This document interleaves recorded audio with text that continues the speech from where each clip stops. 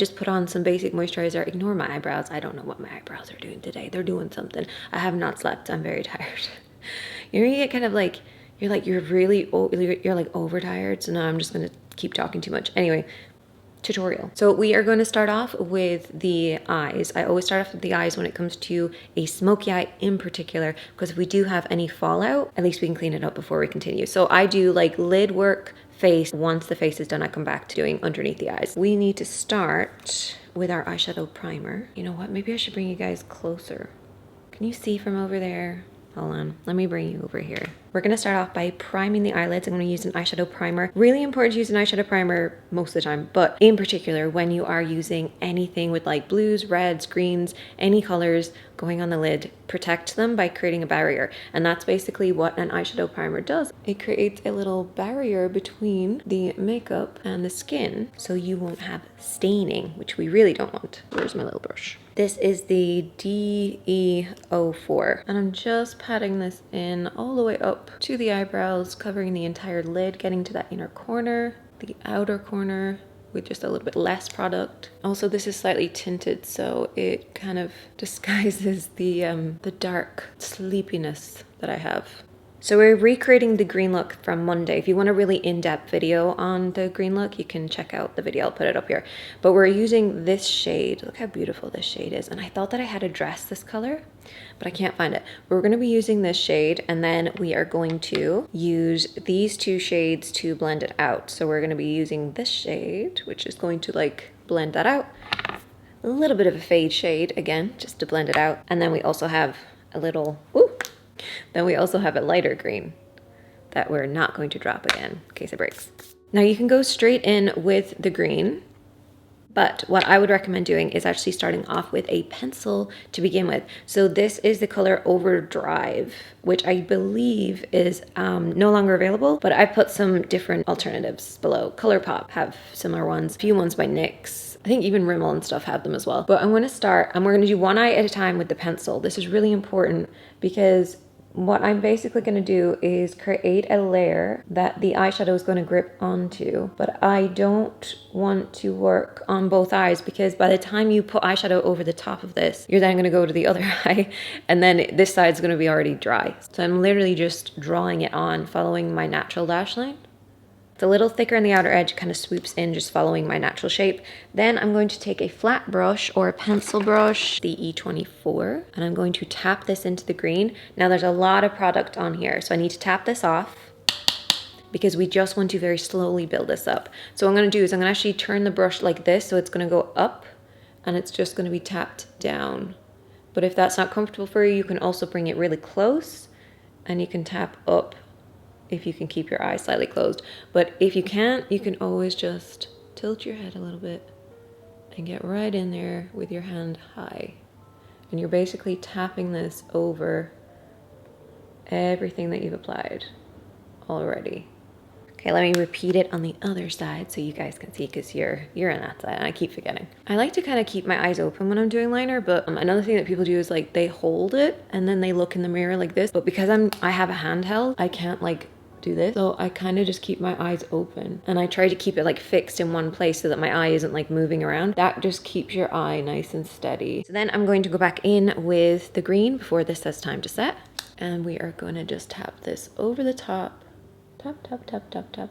So now that we have the concentration right at the lash line, which is where I really need it to be, we're going to slowly start to work this up a little bit. So I'm going to turn the brush so it's kind of hitting upwards, and we're going to do little squiggles. Now see what's on your brush already before you pick up anything else. Just see what's there. I'm just doing these little wiggly motions. And I'm almost resting the brush against my face, like it's really close now. So before we were up here, now we're down here. So I'm just resting it on my cheek as I do little squiggles. I haven't actually picked up any product. I've just been using what's on the brush, which is really good. Okay, for the next step, I want you to put this away. Forget green. Green does not exist right now. We're just going to forget about it. We're going to create some framework around the eyes, because right now my eyes look ickle. They look really small. because all of the darkness is pulling the focus. So we need to create framework around it. So we're going to grab a fluffy brush, go in with at least one shade darker than your skin tone. And what this is going to do is create some framework around the eyes, but we need to stay away from the green, focus really high up, and we're just going to create that nice blend, and then we're going to merge it together. And I talked about how to find the right mid-tone in a couple of different videos, but more so in the previous one. But this is at least one shade darker than my skin tone. It's matte. We're going to stay away from the green. We're going to start really high up in our crease. So we're going up here to start with. And then we're going to start to blend this in. And I'm using this particular shade because it has a slight peachy tone to it. And I like peach with this shade of green. And what I'm going to do is going to do both creases at the same time, because we need to keep the crease nice and clean. If we start bringing this down into the green too quickly, it's going to get very muddy. So stay away from the green to start with. And I'm holding it quite far up on the handle because I want a little bit more control and pressure in this area. So now that we have our framework and we have our green, we're going to start to merge them together. So I'm going to pick up a little bit more. Check to see if you need to first. And what I'm going to slowly start to do is bring this down onto the lid so that we see that they're going to start meeting and melting together. I'm just very lightly letting the tip of the brush just go over the green, and then it's going upwards to blend into that crease shade. This is pretty good, but we're gonna add 2 more shades to this. So we're gonna add a slightly different green, and then we're gonna add a fade shade.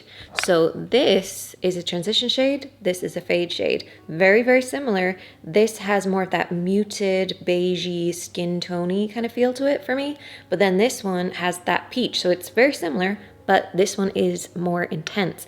But the thing is, with the fade shade, is that you're going to apply a very small amount of it with a very small brush, like the E10 by Blind Chemist Cosmetics. It's just above the crease, just ever so slightly hit that area. It should be subtle, it's not noticeable, it's just that little hint of something, and it adds depth to your transition shade or your mid-tone. We're gonna take the lighter shade of green. I'm gonna use the same brush as before, so it has that darker shade on there already, which is great. And I'm just bringing it right into that inner corner. And then I am going to start to sweep it up. And this is just going to help with that blend while also giving us a little bit more of that greeny tone. If you're ever afraid of using color on your eyes, try to go for a smoky version of it and then use a more vibrant version of it as well. So that way when you combine the two, you can kind of make it more wearable. We are going to just move on to applying some mascara and some lashes. This is the Up Cosmetics mascara. Absolute favorite lashes are the Kiss Blessed. They are beautiful, but I'm saving them for tomorrow because I have somewhere to go tomorrow. Another lash that I absolutely love, and I'm going to tell you this because I don't want to gatekeep it, but you know what? I feel like I'm going to tell people this, and then every time I go to get some, it's going to be sold out. But Primark, they're the double layer, $150. Have you seen some of the lashes that are out there for like a tenner? And I'm like, are you kidding? When you see these, they're like soft, they're thick, they're luscious. They have that 3D effect, so they're like, you know, they have different layers, you know. Oh, they're so good, and they're only $150. Go and get them. No, they're gonna get sold out now that I've told people about it. I always peel it from the outer edge because sometimes that can mess up the shape, and then you always want to get that glue off. Grip it in between my fingers like this, my finger on my thumb, and do the same thing on the other side, but I'm just squeezing right at the band. Peel off that glue. I wish they wouldn't glue them into the packaging. I know they have to, but I wish that they wouldn't because I'm forever trying to get this glue off. They should just make like little clasps or something, you know? You always want to try on your lashes. They're like shoes. You gotta try them on before you glue them on. Not that you should glue your shoes on, but you also want to see that edge right here. You probably can't see it, but there's like a little kick right on the end, and I always like to make sure that's gone, otherwise it pokes you in the eye. Right, let's try these on before we glue them. They're so beautiful. You know what? I'm gonna make it just a touch shorter, just cutting off the end. Always better for them to be on the shorter side. Just means that they're going to wear better for you. Grab some glue. I'm gonna pop this on the band. I'm gonna hold it in the middle and we're gonna pop these on. Now I apply them underneath. I don't know if you guys are gonna be seeing what I'm doing because I have really bad eyesight, so I have to get really close. Pop it in, give it a little kiss, and then there you go. And we do this center, and then we take the inside, and then we just do a little stamp. Do I have a video on eyelashes? I feel like I do. If I do, I will link it. But if I don't, I'll do another one. So we're gonna leave the eyes for now, and we're gonna come back to them at the end. I want to do my face makeup. And I look very tired and shocking today. So I need some foundation. In my opinion, this is the best foundation. And then this morning, I looked it up to see how much it was and realized they discontinued it. This is the Lancome Ultra Wear Nude. I don't know if their other one is as good, but this, oh, why did they discontinue it? It's my favorite thing. I'm gonna use an F40 to apply this. See, it matches my neck, don't worry. I just didn't do my face tan because I meant to film it. So I didn't put any fake tan on my face when I tanned the rest of myself. As you can tell, my tan on my hand isn't that good. I used a different tan this time, which I wasn't happy with. They didn't have my usual. I'm just doing little buffing motions, just buffing this into the skin. No primer, nothing. Don't need it. No, don't need it with this foundation. I feel like people are forgetting to use their brushes as the middleman, you know? Buff it onto your hand. Get it into that brush, and then it just makes it so much easier to apply. The way that I've been kind of buffing it in is either like this, which is in the wall position. I call it the wall position because the brush is kind of using the edge of your finger as a wall to kind of rest against, right? So it's like this. You're pinching it, you're resting against here, and then your middle finger is also gripping it with your thumb, and then these two are just hanging about. They're not doing anything. That's with this motion. It's nice and high, and it's just doing a buffing motion, and this is working the product in the most. And then you can also do the well position, so it's sitting in the little well on your hand back here. You're holding it in the same way, but it's back a little bit. So not up here, it's back here, and this time we're gonna have your fingers kind of flowing and you're basically doing this kind of a motion, and this is much softer.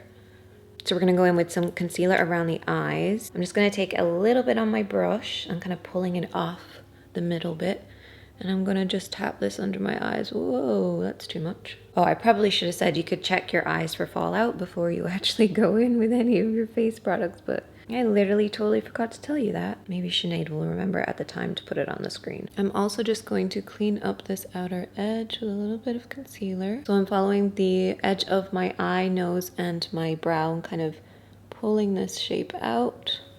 And then I can tap that in. I'm gonna go in with some powder, and this is on the F42. And I'm just doing little circular motions. This is slightly tinted as well, so it gives me a little bit extra coverage. And then I just use whatever's left over on the brush just to get underneath the eyes. That way there's not a buildup, because I've kind of used the powder everywhere, and then it's just whatever's on here. I just sweep underneath. Now that that's done, I want to finish off the eyes, and then we'll come back again to the face. I just want to get the eyes out of the way. What I'm going to do is I'm going to take that brush that we were using before. I'm not going to pick up any more product. I'm just going to see what's on here, and this is going to be smudged underneath the eyes. Right in the middle, right below the pupil. And I'm just doing little back and forth motions underneath the lashes. And then I'm going to bring this in a little sweeping motion. And then I just bring it to the outer edge as well. And then my other favorite part from the previous video was that we put the green on the waterline as well. I'm just popping this on my waterline. It's kind of vibrant, I'm not gonna lie. You can always soften it with a little bit of that dark green eyeshadow. For the rest of my face, I'm gonna keep it really simple. I'm going to basically use a blush that's this color, and it's this one here. It's the Life's a Peach by L'Oreal. And I need a brush for that. Did you bring a brush? Yes, you did. Haha. This is the F15 by Blanca's Cosmetic. It's red, so you know that it's always for your blush. I'm gonna hit the top of the cheeks. And this is gonna work really well with what we already have in our crease. You can even, if you don't have an eyeshadow this color, you can even just put a little bit of your blush. And I'm going to take a little bit of bronzer. So this is Back to Bronze. This is also by L'Oreal. I'm gonna be taking this brush, which is the F85. It's a flat brush like this, right? I'm gonna take it and I'm going to use this to contour. So I kind of stamped it on this far side. I'm going to push this and then pull it up. It's like somewhere between a bronze and a contour. Bring it up and around my hairline. I want to actually just do a little bit of brightening because I feel like I'm very just bronzy right now, and I want to add a little bit of brightening powder. I realized I wasn't recording. I was trying to show you something. What I just did, I don't know if you can tell from the previous clip, but I just did some microwaving. Microwaving is like baking, but faster. So I basically take a very light powder, pressed powder, onto a sponge or a powder puff or whatever, and I just tap it wherever I want to brighten. Immediately just buff it away. It's like baking but faster. For the lips then, what I like to do is, so obviously the cheeks had this, which matches the eyes, and then the lips I think should be kind of beigey and match the eyes as well. So I'm going to take this lip liner first. I've had this forever. It's nude beige. Oh, I don't have my sharpener with me. Okay, and I'm just going to align my lips. Now, what you could do is you could use like a peachy kind of color, if that's what the color that you used in your crease was. You could put that on your lips as well, but I like to go more muted because I feel like this beigey color just helps the eyes to stand out even more because it's not fighting for any color attention. Because even with like our cheeks aren't that obvious either. It's like very subtle. And then for lipstick, this one is one of my favorites. It's Empowered. Look at that. Now this goes on light and then it sets dark. If you can't get your earring in, try to go from the back and push it forward, and then you can go to the front and push it in. It's a little trick that I like to do. Right, that's me. Oh, totally forgot. Mascara on the lower lashes. When it comes to applying mascara on the lower lashes, you just want to do a little wiggle. You don't want to pull through. You just want nice darkness right at the roots. You know what else we can also do, which I totally forgot to do? I'm gonna take a little bit of our fade shade and our mid-tone and just run this underneath the eyes a little bit to help blend out the green. So that's the finished look. That's how I would pair this eye with the rest of my makeup. I feel like it brings the entire thing together when you're just picking up on certain tones. But if you have any questions, definitely let me know. I'm always here to help. And as always, my friends, be kind to yourself, be kind to others, and I'll see you in the next one. Bye. I'm very tired. I need a hot water bottle and a bed. Gotta go sleep for a little bit. It's cold.